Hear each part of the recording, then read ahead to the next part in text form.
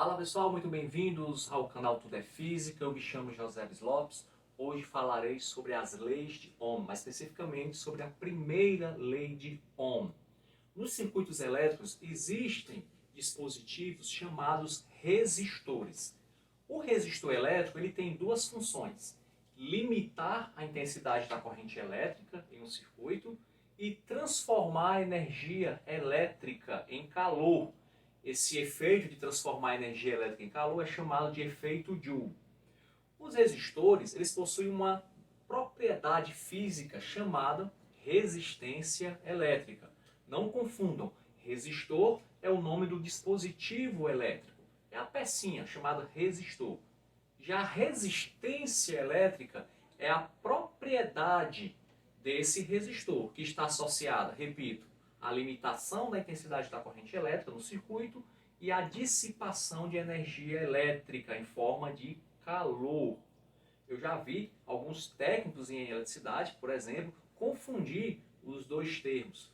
Alguns chegam a dizer que é preciso trocar a resistência de um chuveiro elétrico.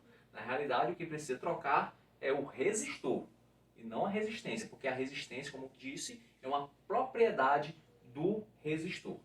O físico alemão Georg Simons Ohm, ele estabeleceu duas leis para os resistores. E, posteriormente, essas leis ficaram conhecidas como leis de Ohm. A primeira lei é a seguinte. Nós temos aqui o símbolo para resistor, ok? Ele descobriu que alguns resistores, quando submetidos a uma certa DDP, diferença de potencial, a uns volts, ele percebeu que surgiu uma corrente elétrica. E alguns resistores, mantendo-se a temperatura, eles se comportavam da seguinte maneira. Quando se dobrava o valor da DDP, o valor da corrente elétrica também dobrava. Quando ele triplicava o valor da DDP, a corrente elétrica acompanhava e também triplicava. Moral da história: a razão entre a DDP e a corrente elétrica sempre dava o mesmo resultado, dava um resultado constante, que ele chamou de resistência elétrica.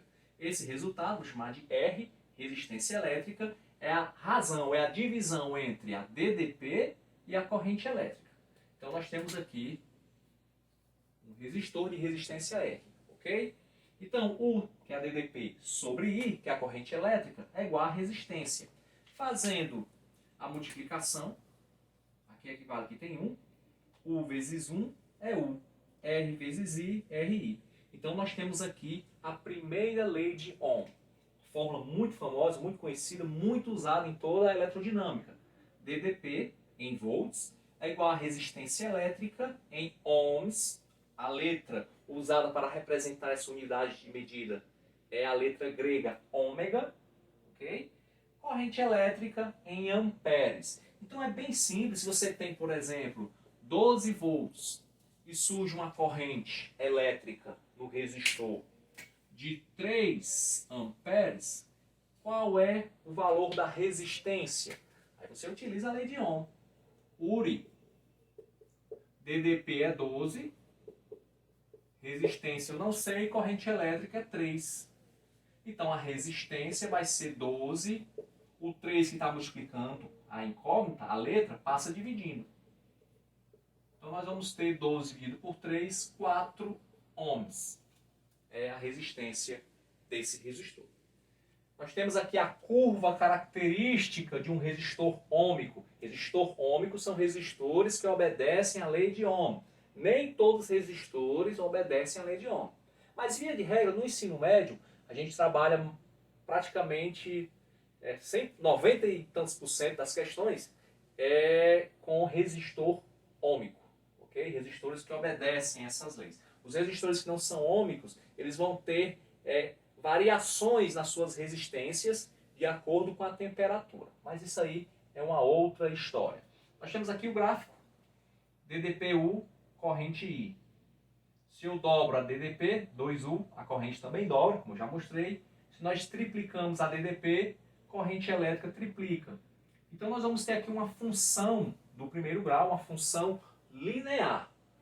Ora, perceba que eu tenho um ângulo aqui, vou chamar de ângulo θ. Tem um ângulozinho também de 90 graus.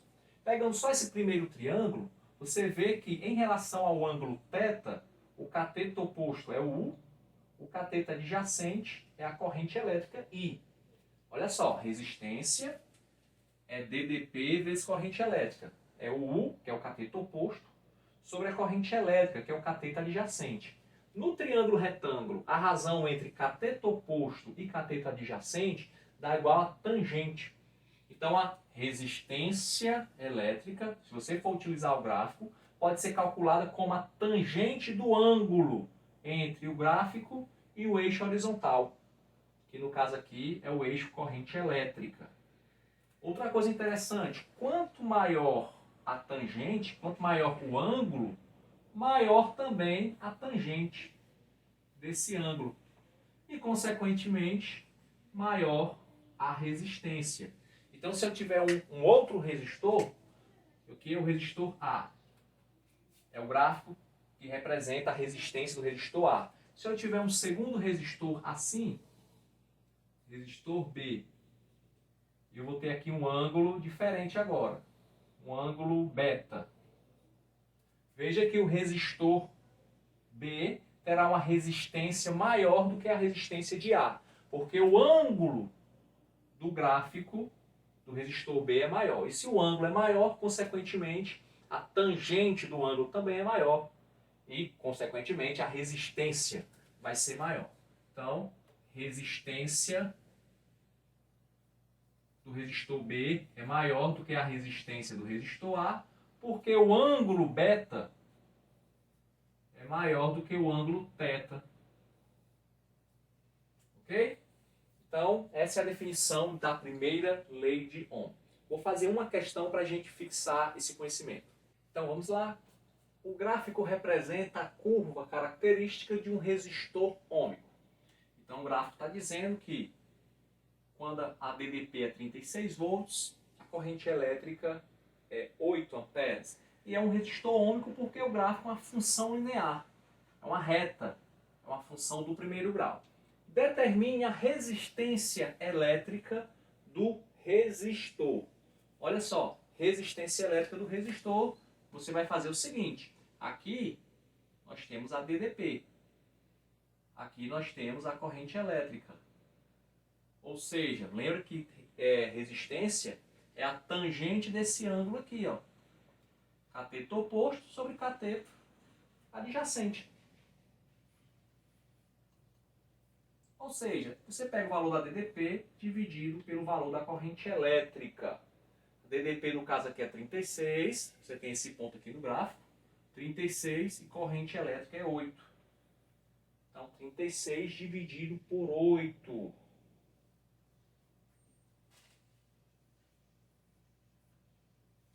Dividido por 8 dá 4,5. 4,5 ohms. Esse é o valor da resistência elétrica desse resistor.